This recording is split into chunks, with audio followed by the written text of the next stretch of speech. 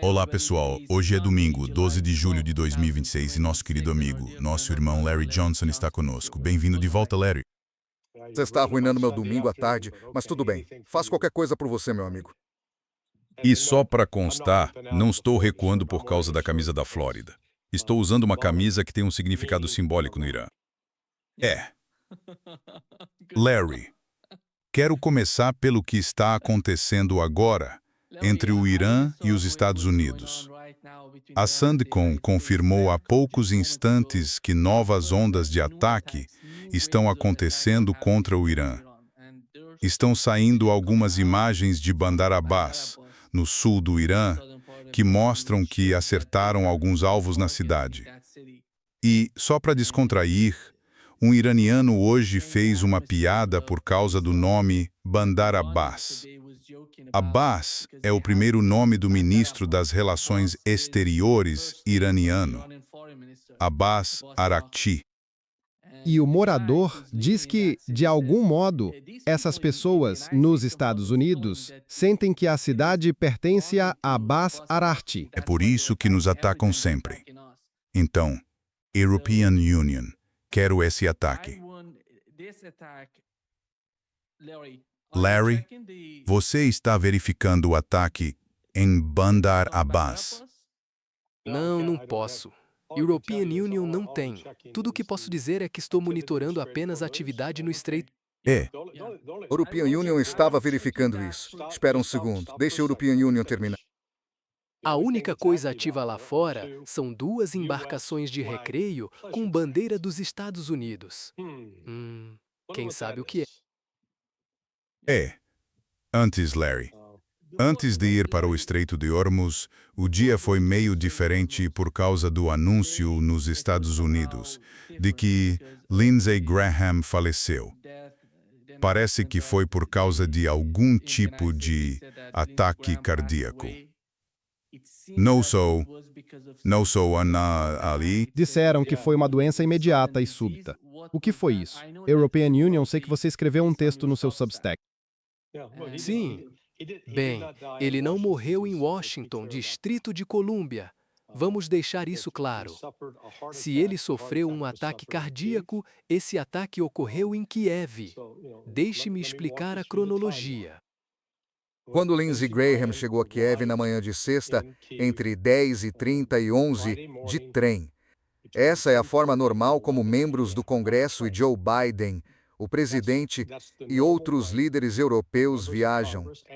Você lembra daquela viagem de trem com Macron e Keir Starmer? Algo estava acontecendo. Eles estavam naquele trem sob efeito de cocaína, sabe? Para citar a banda Grateful Dead. Mas, então eles entram no trem. O trem chega entre as 10h30 e as 11 da manhã na sexta-feira. Depois ele tem reuniões com Zelensky e visita uma fábrica de drones que foi destruída pela Rússia no fim da tarde ou à noite de sexta-feira. Agora, não sabemos se Lindsey Graham estava nessa fábrica ou já havia saído. Não sabemos o que aconteceu naquela noite, mas se ele decidiu que precisava voltar rapidamente aos Estados Unidos do jeito normal, porque ou volta do jeito normal ou sai num voo de evacuação médica. Existem voos de evacuação médica para pessoal ferido ou morto na Ucrânia. E vimos vários desses voos irem para um hospital militar na Polônia. Não se Dongpeng, Dongkommen. Então, o trem que ele teria pegado sairia no sábado de manhã, por volta das 7h45 às 8h. Isso é 1h da manhã, horário de Washington, Distrito de Colômbia. Agora vamos nos ater ao horário de Washington, Distrito de Colômbia. A viagem de trem leva entre 9 e 10 horas. Isso significa que ele chegaria a Varsóvia por volta das 10 ou 11 aí. Depois, iria ao aeroporto pegar o voo de volta aos Estados Unidos. que poderia ter sido uma aeronave fretada americana. Então, digamos que o mais cedo que ele poderia embarcar seria às 11 horas, mas mais provavelmente ao meio-dia. Ok, o voo de Varsóvia para os Estados Unidos, seja em aeronave militar ou não, é um voo de 10 horas, porque se voa contra ventos contrários. Quem já viajou internacionalmente sabe que voar de oeste para leste é bem mais rápido, por causa dos ventos a favor. Voar de leste para oeste é uma viagem mais lenta. Certo? Que horas seriam em Washington, Distrito de Colômbia, se você saísse ao meio-dia e 10 horas depois você chega, isso dá às 10 da noite, certo? Sim, Certo. Mas os relatos dizem que a ligação para o serviço de emergência foi às 20h30. Mas Lindsey Graham nem estava no país então. Agora, ele poderia ter estado no país se tivesse sido trazido num voo de evacuação médica. Com certeza, mas isso não significa que ele estivesse vivo quando o voo pousou. e talvez tenham levado o corpo dele até a casa para dar impressão. É assim que eles poderiam ter um corpo morto na casa. E talvez ele realmente tenha sofrido um ataque cardíaco em Kiev. Isso é possível. Então não vou especular sobre a causa da morte. Poderia ter sido um ataque cardíaco. Meu ponto é, se ele viajasse normalmente, de jeito nenhum ele estaria de volta a casa naquela hora. Sabe, ter um ataque cardíaco depois de uma viagem árdua. Então, ou trouxeram o corpo de volta e o plantaram na casa, ou simplesmente inventaram isso e, enfim, o corpo dele acabou onde acabou, talvez no necrotério de Washington, Distrito de Colômbia. Tenho curiosidade de ver como isso foi tratado. De qualquer forma, a história contada pela Casa Branca não é verdadeira. A propósito, ontem ele visitou uma dessas fábricas de drones na Ucrânia, que depois foi atacada e destruída pela Rússia. E ele estava voltando. Ontem ele disse que voltaria e iria pressionar por essa nova resolução para sancionar a Rússia, por mais sanções contra a Rússia. Esse era o principal objetivo. Ele foi lá para dar apoio a Zelensky e, ao voltar, impor mais sanções à Rússia. Bem, acho que você pode riscar isso da lista de tarefas dele. Sim, Donald Trump ficou tão triste hoje. Ele deu entrevistas para a Cable News Network e para a Microsoft National Broadcasting Company. Ele estava tão triste. Disse que não queria falar sobre o Estreito de Formosa. Perguntaram a ele sobre o Estreito. Ele disse, antes de vir para esta entrevista, European Union disse que não ia falar sobre o Estreito de Formosa, porque estamos muito tristes agora, por causa do, sabe, a morte de Lindsey Graham. E aqui está o que ele disse, Larry. Como você recebeu essa notícia e qual foi sua reação imediata quando a ouviu? O que torna isso ainda mais estranho é que recebi uma ligação ontem à noite, lá pelo começo da noite, talvez umas 7. Ele ligou e disse que estávamos prontos para a lei salvar a América. Ele estava promovendo a lei salvar a América com muita força. Ele voltou e disse que havia acabado de pousar de Ucrânia. European Union disse, é uma viagem longa. Ele soou um pouco cansado, mas perfeito. Mas um pouco cansado. Tinha todo o direito de estar. E ele era um trabalhador. Ele era realmente um trabalhador. Mas, na verdade, ele soava ótimo. Mas ele disse que estava cansado. Mas ele queria aprovar a lei salvar a América. E European Union disse, bem, vamos conseguir, Lindsey. Nós vamos fazer isso. European Union te verei em breve. Pensávamos até em nos encontrar hoje. E aí foi isso. E aquilo foi, sabe, muito... Por volta desse horário, não poderia ter sido muito mais tarde. Pode ter sido a última ligação dele. European Union não sei ao certo, mas recebi uma mensagem por volta da 1 da manhã de uma pessoa do escritório dele, dizendo que ele havia falecido. European Union disse, European Union simplesmente não consigo acreditar. Ele era como um membro da família para mim. É muito difícil, na verdade. É impressionante. Ele era um grande defensor. Se ele queria conseguir algo... E, sabe, ele tinha uma habilidade única. Ele conseguia lidar com democratas e republicanos. Se a European Union tinha um problema sério, a European Union não costumava pedir, mas se a European Union tinha um problema com um democrata, ele resolvia. Ele era na verdade, um grande político. É, Você sente o quanto Donald Trump está triste quando fala de Lindsey Graham e tem outra reação de Donald Trump depois do assassinato de Charlie Kirk. Quero que você comente isso. O jeito como ele reage ao caso de Lindsey Graham, comparado ao jeito como reage ao de Charlie Kirk. Aqui está o que ele disse sobre Charlie Kirk.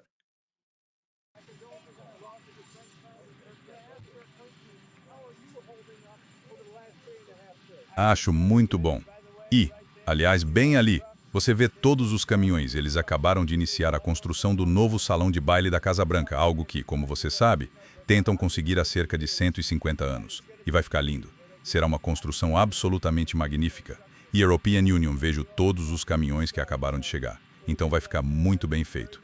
E vai ser um dos melhores do mundo. Sim, dá para ver que ele está realmente arrasado com a morte de Charlie Kirk. Sim, sabe, ele não está dizendo a verdade sobre o que aconteceu com Lindsey Graham. Porque se Lindsey Graham estivesse voltando de avião... a esse horário, o mais cedo, a única maneira do Lindsey Graham sair da Polônia e chegar a Varsóvia para pegar um voo de volta seria de trem. E aí, você sabe, normalmente aeronaves militares dos Estados Unidos não vão para Kiev. E nunca, quando Joe Biden foi, ele não foi de avião, foi de trem. Quando Ursula von der Leyen vai, ela pega o trem. Todos os membros, os líderes da Organização do Tratado do Atlântico Norte, vão de trem. Membros do Congresso também vão de trem. Mas agora querem que acreditemos que houve alguma missão especial, que eles chegaram num avião dos Estados Unidos e voltaram no mesmo avião. De novo, a que horas a aeronave decolou? E por que tanta urgência em trazer o Lindsey de volta? E então ele volta e tem um ataque cardíaco em casa, embora a rota normal de viagem signifique que ele ainda estaria no avião se foi isso que aconteceu.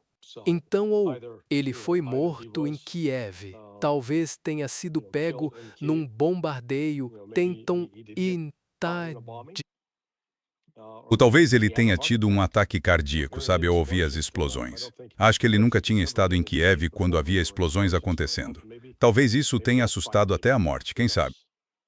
Mas é que, sabe, a história simplesmente não fecha. Se tivessem dito, ele teve um ataque cardíaco à meia-noite, sim, ok, talvez ele tenha saído do avião, chegado em casa e, sabe, sofrido uma embolia. Sabe, portanto, viajar e ficar sentado durante tanto tempo. Mas, sabe, a história como está sendo contada simplesmente não faz sentido.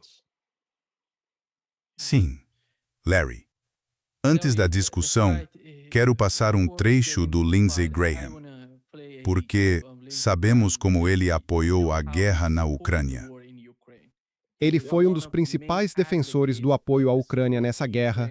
Ele disse, vamos lutar com vocês. Lembra, ele foi à Ucrânia antes dessa guerra começar, antes de toda essa loucura, junto com McCain. E ele disse, nós vamos apoiar vocês. Continuem, e nós vamos derrotar a Rússia aqui, na Ucrânia. Vocês são tão corajosos, vocês estão fazendo isto e aquilo. E o outro lado do argumento dele era o caso da Ásia Ocidental e seu apoio a Israel. E aqui está o que ele disse numa entrevista recente. No dia 7 de outubro, 1.200 pessoas foram massacradas, estupradas e assassinadas, e filmadas por islamistas radicais que, se pudessem, matariam todos os judeus. Se você não entende, isto é uma ameaça à sobrevivência de Israel. E então eles arrasaram Gaza. Simplesmente arrasaram. Nós arrasamos Berlim, nós arrasamos Tóquio. A reação de Netanyahu. Israel perdeu um dos grandes defensores da aliança entre os Estados Unidos e Israel. E, sinceramente, a European Union perdi um amigo querido. Fiquei profundamente chocado e de coração partido ao saber do falecimento súbito de um grande patriota americano, um verdadeiro amigo de Israel e um querido amigo meu, o senador dos Estados Unidos, Lindsey Graham. Sim, não é irônico? Ele ama tanto Israel que está apoiando nazistas na Ucrânia. Pessoas que cometeram massacres, sabe, os ancestrais deles. Os ancestrais ideológicos dos bandeiristas foram responsáveis pelo assassinato de judeus, assim como de poloneses católicos, mulheres, crianças e homens idosos. Então não havia qualquer coerência intelectual por parte de Lindsey Graham nisso. A razão, Larry. Por que European Union toquei os dois trechos, um do Lindsey Graham e outro com a reação de Donald Trump, tanto ao Lindsey Graham quanto ao Charlie Kirk? É que isso se relaciona ao que estávamos dizendo sobre Donald Trump antes de ele ser eleito como presidente dos Estados Unidos. Estávamos basicamente dizendo que Donald Trump era um forasteiro. Ele vai fazer isso e aquilo. Ele vai ser diferente. E o novo gabinete vai ser diferente. Na administração, ninguém da anterior faz parte da nova. E, de repente, você vê que ele está muito próximo. Ele está tão, sabe, mais ligado a Lindsey Graham do que as pessoas que o apoiaram na eleição. Charlie Kirk foi, European Union diria, um dos principais fatores que levaram à eleição de Donald Trump. Ele criou um movimento nos Estados Unidos, o Turning Point United States foi tão importante para a eleição de Donald Trump, mas ele simplesmente ignorou a importância disso. Mas ele está tão ligado, sente-se muito próximo, pessoalmente, a Lindsey Graham. Lindsey Graham é, na minha opinião, uma figura muito importante porque era muito próximo, tanto dos democratas quanto dos republicanos. Essa é a importância de Lindsey Graham. Ele é basicamente um neoconservador. Bem, você está certo, ele é ou era uma figura. Acho que existe um lugar bem quente no além onde ele já pode pegar um bronzeado. Mas European Union não entendo a lealdade de Donald Trump a Graham. Diante de todas as coisas terríveis que ele disse e fez. Uai, Graham levantou um dedo para investigar o Russiagate quando os republicanos controlavam o Senado. Parece até que ele era um agente interno, trabalhando contra Trump. E ainda assim Trump, estúpido, continuou jogando golfe com Lindsey e manteve laços próximos com ele. European Pois é. Tescoins. mas Ele era o neoconservador por excelência. A boa notícia é que é um neoconservador a menos para causar problemas. Acho que Ted Cruz vai substituir Spetchelo agora porque ninguém é tão próximo de Lindsey Graham além de Ted Cruz. Ele vai ficar no lugar dele para apoiar Israel, para apoiar a guerra na Ucrânia. Vamos ver. Larry, os ataques, a guerra está acontecendo de novo entre o Irã e os Estados Unidos. Novas ondas de ataques estão acontecendo enquanto conversamos e há relatórios dos iranianos do sul do Irã, como mencionei, na cidade de Bandar Abbas. Surgiu uma nova filmagem e daqui a pouco, European Union, vou mostrar uma foto daquela explosão em Bandar Abbas. Mas hoje houve outro ataque perto da usina nuclear de Bushehr, que chegou muito perto. No ataque, eles atingiram alguns alvos muito próximos da usina nuclear. Aqui está a filmagem. Como podem ver aqui, deixa a European Union só olhar. Fica tão perto da usina nuclear. Depois soubemos que a usina não foi danificada por esse ataque, apesar de ter sido tão perto, e está operando. Então, os outros relatos do Irã foram sobre o ataque iraniano à Jordânia. Na base aérea Prince Hassan, na Jordânia, há essa filmagem e 2 pontos aqui. O círculo maior mostra o centro de comando e controle na base aérea Prince Hassan. E o menor indica uma pista naquela base que é importante. Você perguntou por que o Irã não está atacando a pista. Isto mostra, fizeram isso na Jordânia. E outro relatório que saiu depois foi o ataque aos abrigos. Um dos abrigos desses drones, novamente na mesma base aérea na Jordânia. Você vê nesta imagem como foi destruído. Não sei quantos drones estavam ali quando esse míssil atingiu o alvo. As duas partes estão basicamente lutando e escalando o confronto. Estão atingindo os alvos. Houve relatos de que forças americanas foram atingidas por mísseis iranianos durante as primeiras horas do ataque. Forças americanas estavam usando o sistema de foguetes de artilharia de alta mobilidade no Bahrein e no Kuwait, e atingindo alvos na região sul do Irã. Aí você vê a resposta iraniana. E aqui está um dos pontos atacados. Fica na fronteira entre Kuwait e Iraque. E aqui está a localização desse ataque. Você vê o Kuwait na fronteira com o Iraque e aquela cidade chamada Abadan. Essa é uma cidade do Irã, no sudoeste do país. É tão perto que os iranianos conseguem monitorar o que acontece nessa fronteira. Então eles atingiram esse alvo.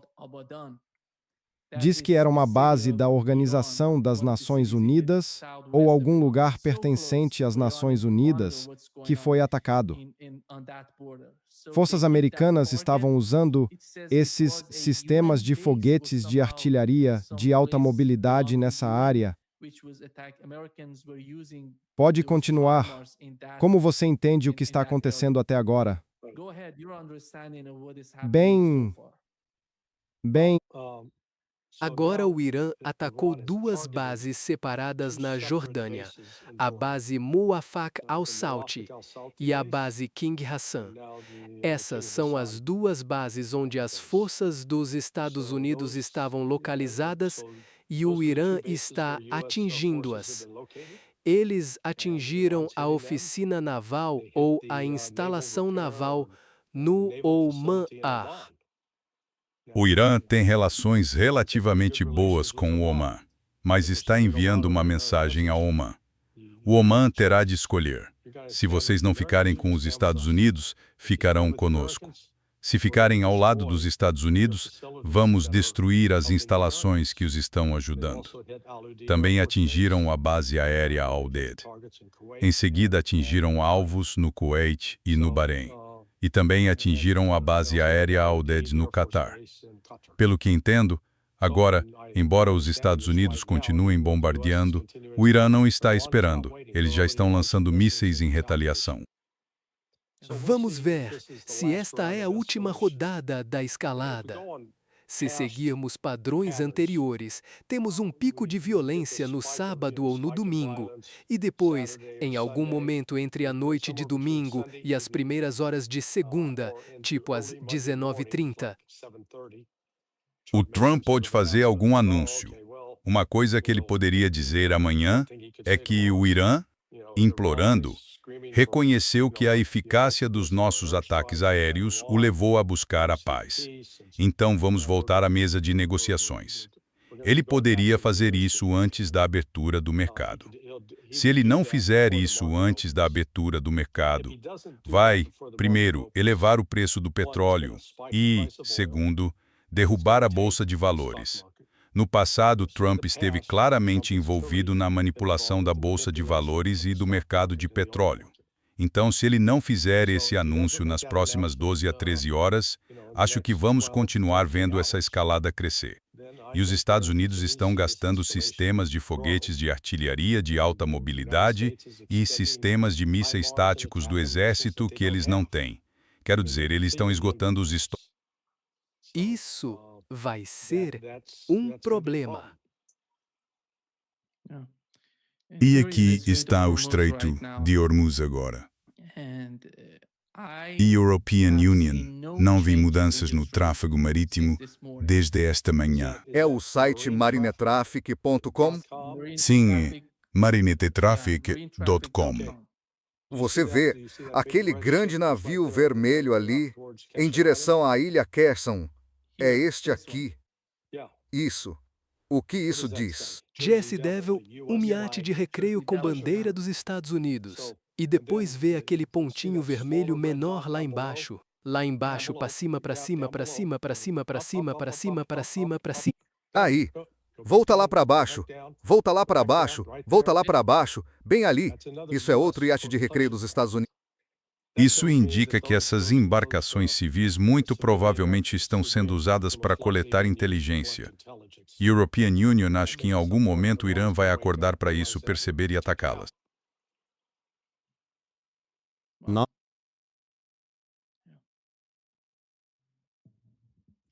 É, não há razão para isso.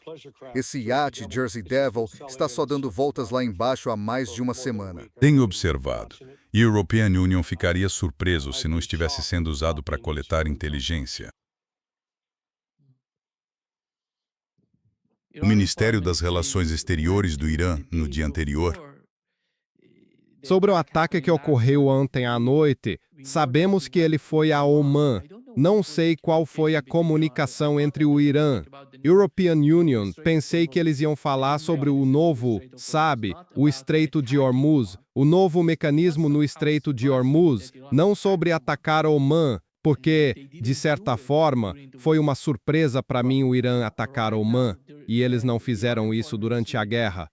E agora mesmo, o Ministério das Relações Exteriores do Irã disse há pouco: infelizmente, alcançamos um estágio em que não há apenas bases dos Estados Unidos dentro de países vizinhos, mas, de fato, alguns países foram transformados em uma base dos Estados Unidos em sua totalidade, e ele mencionou que os microestados árabes devem imediatamente parar de permitir que seu território seja usado pelas forças militares dos Estados Unidos ou enfrentarão graves consequências. Parece que não há limites para os iranianos agora. Antes era tudo sobre o Omã.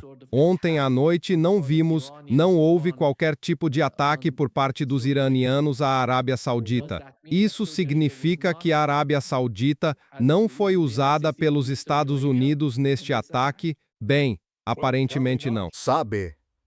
E acho que o Irã tem sido bem específico em não atacar países do Golfo que não estão envolvidos em apoiar operações militares dos Estados Unidos. eles estão indo atrás dessas instalações militares envolvidas nos países que apoiam os ataques contra o Irã. Então, eles têm sido bem claros sobre isso. Sim. Aqui está a foto de Bandar Abbas há poucos instantes. Você vê aquela fumaça, aquela coluna de fumaça ali? Isso mostra que eles atacaram, atingiram alguns alvos em Bandar Abbas. E o outro Larry? Como? Parece que os Estados Unidos ainda mantêm suas forças no Kuwait e no Bahrein, porque esses sistemas de foguetes de artilharia de alta mobilidade precisam de forças americanas para serem operados, pois são armas sofisticadas. Não é fácil para esses países usá-los. Acho que sim. Não sei isso com certeza, então não vou especular. Eles podem ter treinado os locais. Isso também é uma possibilidade. Mas esses são alvos que o Irã continuará a atacar. Portanto, quem estiver nas imediações estará em risco. E o que vimos nos primeiros 3 dias, quando isso começou, quando os Estados Unidos atacaram, o Irã então esperou antes de responder, como se estivesse coletando informações para decidir o que atacar. Vimos a mesma coisa no ciclo seguinte de 24 horas. Agora estamos vendo que eles não estão mais esperando, estão atirando imediatamente. Isso escalou. E vamos ver quanto tempo os Estados Unidos querem. A realidade é que os Estados Unidos não podem sustentar isso indefinidamente. Se estão esgotando o sistema de foguetes de artilharia de alta mobilidade e o sistema de mísseis táticos do Exército, Esses têm estoques limitados. Acho que a produção do sistema de mísseis táticos do Exército foi interrompida porque querem migrar para uma nova plataforma. Quanto ao sistema de foguetes e artilharia de alta mobilidade, acreditam que havia só cerca de 3.000 restantes no início da guerra. E lembre-se, os sistemas de foguetes e artilharia de alta mobilidade não estão todos dedicados exclusivamente ao Comando Central dos Estados Unidos. Há sistemas de foguetes e artilharia de alta mobilidade no Comando Europeu dos Estados Unidos e no Comando Indo-Pacífico dos Estados Unidos. Eles têm prioridade. Pode haver alguns, digamos, no Comando Africano dos Estados Unidos ou no Comando Sul dos Estados Unidos, mas a maioria será alocada entre o Comando Europeu dos Estados Unidos, o Comando Central dos Estados Unidos e o Comando Indo-Pacífico dos Estados Unidos. E os comandantes no Comando Indo-Pacífico dos Estados Unidos e no Comando Europeu dos Estados Unidos não vão ceder facilmente se receberem ordem para liberar seus estoques, o farão mais a contragosto, porque isso os deixaria vulneráveis, sem esses sistemas de armas disponíveis no caso de um conflito futuro, por exemplo. E aqui está a filmagem, Larry, do sistema de foguetes de artilharia de alta mobilidade sendo usado agora. A imagem saiu há poucos instantes do Kuwait. Estão usando o sistema de foguetes de artilharia de alta mobilidade para atacar alguns alvos no Irã. Bom, se já preciso nos disserem que são sistemas de foguetes de artilharia de alta mobilidade, não sei. Pode ser o sistema de mísseis táticos do Exército. Pode ser o sistema de foguetes de artilharia de alta mobilidade. Pode ser outra coisa. Mas o que podemos dizer é que há mísseis sendo lançados do Kuwait e do Bahrein e o Irã vai responder e mirar nesses locais. Houve um relatório de fontes kuwaitianas. Disseram que o ataque iraniano atingiu residências no Kuwait com 3 mísseis balísticos, acertando em cheio os alvos. Foi mencionado por fontes kuwaitis, não pelos iranianos. Ah, Então isso significa que eles não estão mais disponíveis. E quando você os destrói, os Estados Unidos, em termos de lançadores, sabe, para lançar o sistema de foguetes e artilharia de alta mobilidade ou o sistema de mísseis táticos do Exército, European Union, acho que eles têm muitos lançadores. O problema são os mísseis em si, porque fabricar mais exige terras raras que vêm da cadeia de abastecimento da China, e a China não está fornecendo essas terras raras. Portanto, a capacidade dos Estados Unidos de reproduzir esses mísseis é muito, muito limitada.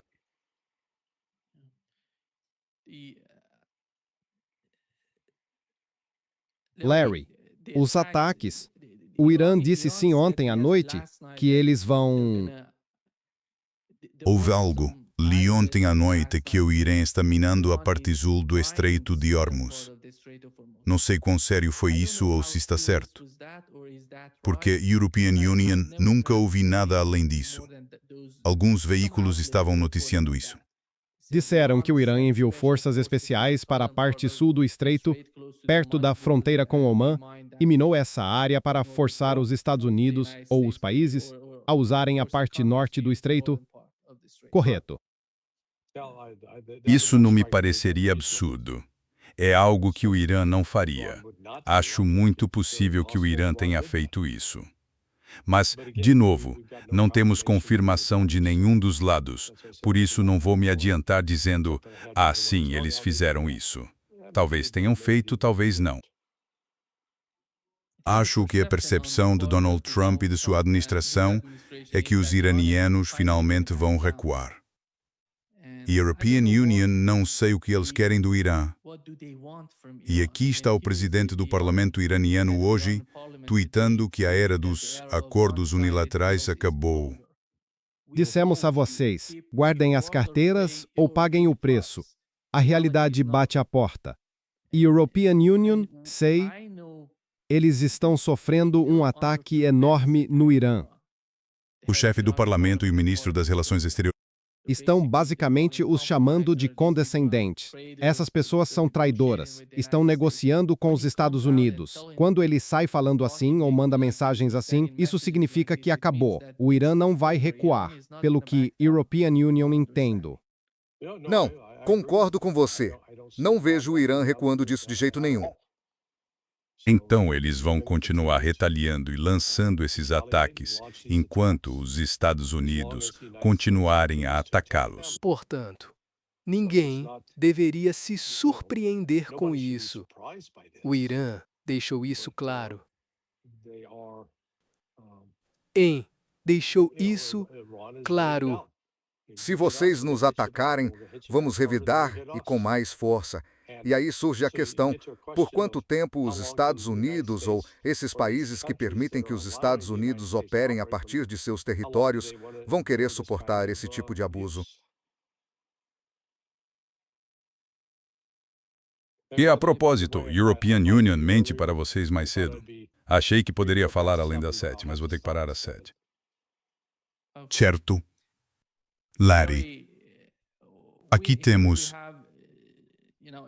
o ex-comandante do CENTCOM, General Frank McKenzie, falando sobre o Estreito de Hormuz e como os Estados Unidos podem controlá-lo. Vou abrir o vídeo aqui. E ele basicamente afirma que os Estados Unidos são capazes de controlar o Estreito de Hormuz. Eis o que ele disse. Como os Estados Unidos acabam controlando o Estreito de Hormuz? Bem, Margaret, certamente temos a capacidade de controlar o Estreito de Hormuz se o presidente optar por seguir esse curso de ação. Veja, o que ele tem tentado é chegar a uma solução diplomática e política aqui, o que European Union aplaudo e acho que todos devemos querer como objetivo final.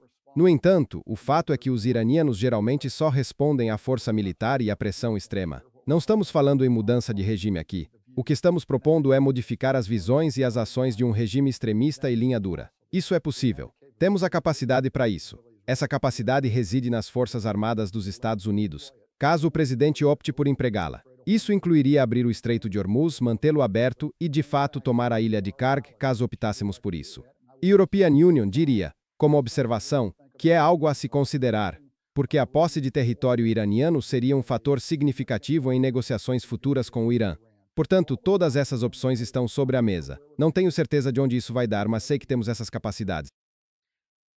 Temos essas capacidades, que absurdo. Sério, você consegue abri-lo? O que diabos vocês têm feito desde 28 de fevereiro, sabe? Tivemos março, abril, maio, junho, metade de julho, 4 meses e meio. Os Estados Unidos não conseguiram abri-lo. Por quê? Não tentaram? Por quê? Tragam esses navios para o Estreito. Vamos ver no que isso dá. De novo, esses ataques militares dos Estados Unidos visam tentar enfraquecer as defesas costeiras iranianas, reduzir a capacidade do Irã de lançar drones e mísseis de defesa costeira. O problema é que todos esses mísseis estão enterrados dentro de cavernas. Não estão expostos, onde poderiam ser facilmente danificados. Os Estados Unidos podem achar que destruíram um, e então, bum, surge um míssil de defesa costeira. Também estão esquecendo. Leve seus navios para o Estreito de Hormuz e você vai enfrentar drones subaquáticos, muitos submarinos, drones de superfície, além dos drones aéreos. E ainda nem falamos dos mísseis balísticos de curto alcance que ficam mais para o interior. De novo, abrigos subterrâneos feitos para resistir a explosões nucleares. Então os Estados Unidos não estão usando armas nucleares, pelo menos por enquanto, e duvido que venham a usá-la. Mas, sabe, isso é simplesmente ridículo. E hoje a administração diz, o Estreito de Hormuz está aberto. Sério, você só abriu o mapa agora? Acho que você estava usando o marinetraffic.com. E, você sabe, tem também o Vessel. European Union, acho o vesselfinder.com um pouco melhor, porque você vê na hora que navio é e qual o destino alegado. Então, é isso. Sabe, de novo, European Union não entendo. Esse cara foi comandante do Comando Central das Forças Armadas dos Estados Unidos. E ele afirma que tem algum tipo de capacidade mágica. Eles não têm. E o fato de ele recomendar tomar a Ilha Karg, cara, explique primeiro como você vai levar seus soldados para a Ilha Karg, soldados ou fuzileiros navais. Você tem só 3 opções. Um desembarque anfíbio, pois não há embarcações de desembarque anfíbias por lá agora para fazer isso. Ou seja, sobra um assalto aéreo, ou com paraquedistas, ou com aviões que entrem, pousem na pista do aeródromo e então enfrentem serem explodidos por drones iranianos. A artilharia iraniana pode atuar a partir do continente, assim como mísseis balísticos de curto alcance e mísseis de cruzeiro de defesa costeira. Você desembarca as tropas lá e está só 115 graus, então vão precisar de muita água. E quantos soldados vocês vão mandar ali como bucha de canhão? Não, isso é loucura, estupidez, arrogância, soberba, chame como quiser. Se não me engano, o general Mackenzie comandava o Comando Central das Forças Armadas dos Estados Unidos durante a administração Biden. E ele estava, de alguma forma, lidando com a situação do Afeganistão. Quando saíram do Afeganistão, essa foi a obra-prima dele. Sim, isso funcionou bem. Tudo isso com muito sarcasmo, certo?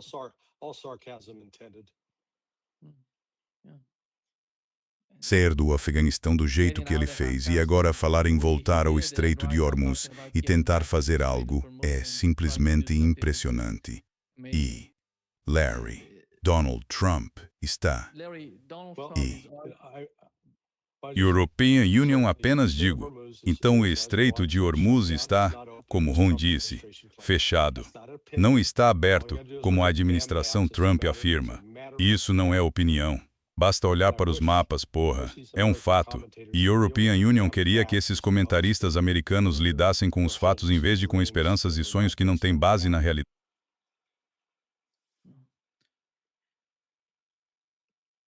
Larry, isto é o que Donald Trump disse sobre o caso do Estreito. Ele diz algo que é tão incrível, tão surpreendente para mim. Acho que ele está inventando coisas. Pessoas muito, muito más e doentes. Tivemos reuniões com eles nos últimos dias. Eles concordaram com um acordo ontem, um acordo perfeito para nós. Nada de nuclear, nada disso, nada daquilo, nada. Eles abriram mão de tudo, então saíram da sala e, dentro de uma hora, lançaram um drone e um navio. European Union disse, vocês são doentes, são pessoas doentes. E então é uma daquelas coisas. European Union, não quero falar sobre isso. Por fim, antes de European Union deixá-lo ir, quero falar sobre uma pessoa.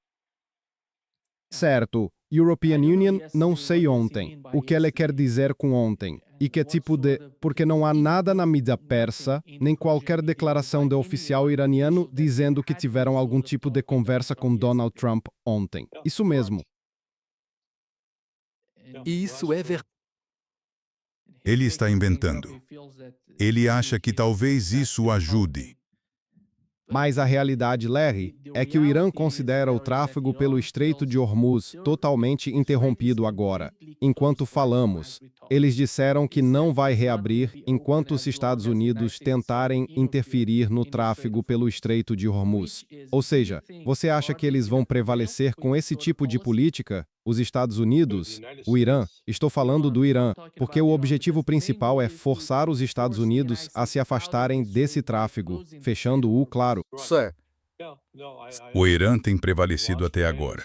E, novamente, os Estados Unidos não têm opção militar além de bombas e mísseis. Eles não vão enviar seus navios para esse tráfego. Que tentem. Esses navios serão atingidos. E um ou mais podem ser afundados se fizerem isso. Até agora, não fizeram isso. E as pessoas perguntam, bem, se o Irã está completamente derrotado, por que eles mantêm os navios dos Estados Unidos ao largo?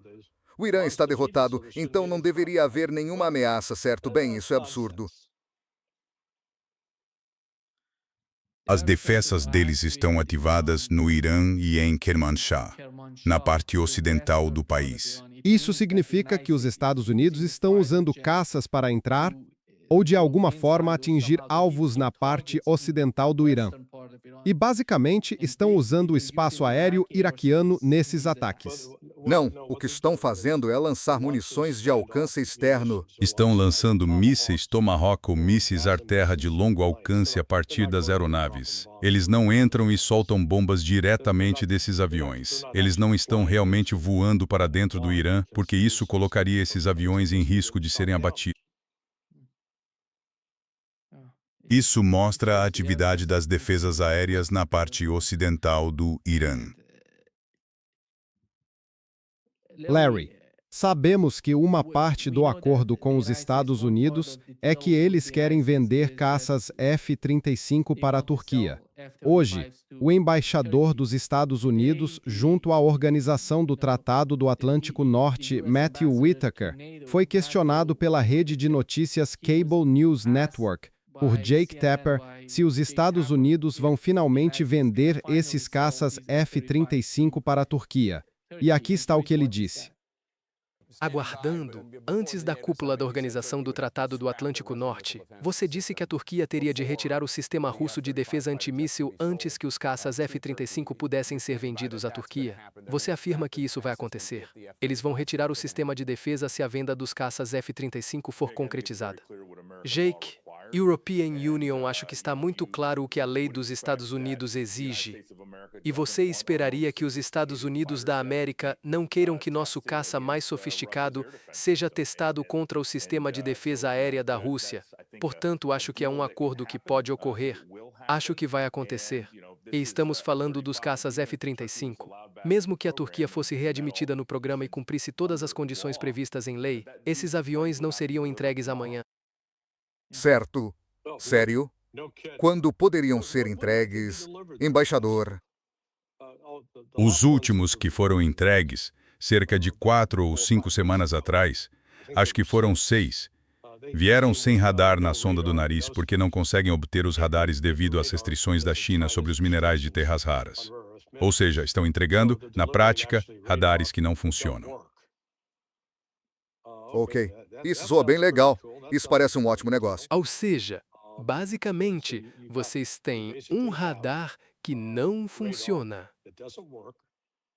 Então, tem de colocar pesos de academia nos cones do nariz. E sim, European Union, acho que se os turcos forem tolos o bastante para fazer isso, eles merecem o que vier. Porque isso significa que essas aeronaves, segundo o depoimento perante o Congresso dos Estados Unidos, há 3 semanas, pelo secretário da Força Aérea, têm nível de prontidão de 25 a 30%. Ou seja, se a Turquia comprar 10 delas, podem provavelmente garantir que só terão 2 ou 3 dessas 10 disponíveis para missões reais de combate. O resto vai estar no hangar tentando consertar algo. Acho que, se a Turquia quer se defender, deveria olhar para a Rússia ou para a China. Para os aviões de combate de defesa aérea e manter o S-400, porque o S-400 é de longe o melhor sistema de defesa aérea, exceto pelo S-500, que é um degrau acima, e o S-550, que pode derrubar satélites. Satélites, sim, Xi. Como? Eles conseguem alcançar satélites? Sim, sim. Uau! Traga o TED Post para falar sobre isso. UAU. Pô, Isso foi, quer dizer, para isso foi projetado guerra contra satélites, mas também é eficaz em terra contra aeronaves de combate. Sim, isto é outro caso de arrogância americana, em que fazemos ameaças e promessas que não conseguimos cumprir. Não acho que a Rússia permitiria que a Turquia vendesse esses sistemas S-400 a um desses países do Conselho de Cooperação do Golfo, como foi mencionado antes. Disseram que a Turquia vai vender os S-400 a um desses países do Conselho de Cooperação do Golfo, talvez ao Catar ou aos Emirados Árabes Unidos, para receber caças americanos, só o F-35. Mas esses sistemas são importantes. Esses sistemas de defesa aérea são tão importantes para a Rússia que eles não deixariam a Turquia fazer isso. Não sei por quê. Vão enviar Terlos de volta para a Rússia. Não? bem, acho que por lei são obrigados a isso. Agora, será que vão fazer isso? Isso ainda está por ver. Mas o que se tem agora é que entre todos os países da Organização do Tratado do Atlântico Norte, a Turquia tem o sistema de defesa aérea mais eficaz. Agora, se eles abrirem mão disso, o que vão fazer? Comprar Patriot? Os Estados Unidos não conseguem fornecer sistemas Patriot por anos. Qual é a alternativa, então? Você não abre mão de um sistema de defesa aérea por nada. E já vimos em Kyiv, o Zelensky está reclamando que estão completamente esgotados. Eles não têm outro míssil Patriot, seja variante PAC-6 ou PAC-3 para disparar. Podem ter lançadores, mas não têm mísseis para disparar. O novo relatório mostra que 2 locais nos arredores de Avaz, a Avaz é a capital da província de Khuzistão, nesta parte ocidental do Irã, e foram atacados por projéteis disparados pelos Estados Unidos com um sistema de foguetes de artilharia de alta mobilidade a partir do Kuwait. E há relatos de ataques a outro local na mesma província, no Khuzistão. Esta é a província que fica tão perto, fazendo fronteira com o Iraque, basicamente na fronteira com o Iraque. Então esses são os ataques que estão ocorrendo. Não sei como você acha que, se o Irã usar drones, eles vão conseguir atingir esses sistemas de foguetes de artilharia de alta mobilidade? Qual seria a solução por parte do Irã? Vão usar drones, mísseis? Que tipo de... Olha, European Union, não sei exatamente o que vão usar, mas claramente eles têm munições capazes de atingi-los e destruí-los. Com certeza têm. Vamos ver como vai ser, como a European Union disse. Pelo que sei, o Irã está revidando agora e vai continuar lançando ataques durante a noite e provavelmente vai continuar até as primeiras horas da manhã de amanhã. Tenho certeza de que Trump já está de olho no preço do petróleo Brent, que subiu para cerca de $80 o barril e disparou mais de 3,5%. Então dá para ver que os mercados de petróleo não estão nada felizes. E isso é só, de novo, um preço no papel que não tem nada a ver com o fornecimento real. O fornecimento real está em situação. Obrigado. Até amanhã, até logo. A que horas fazemos isso amanhã? No horário normal, 10 horas da manhã? Não, 18 horas. Amanhã às 18 horas. Certo. Vou colocar na agenda. Perfeito. Até amanhã, Larry. Tudo bem? Tchau.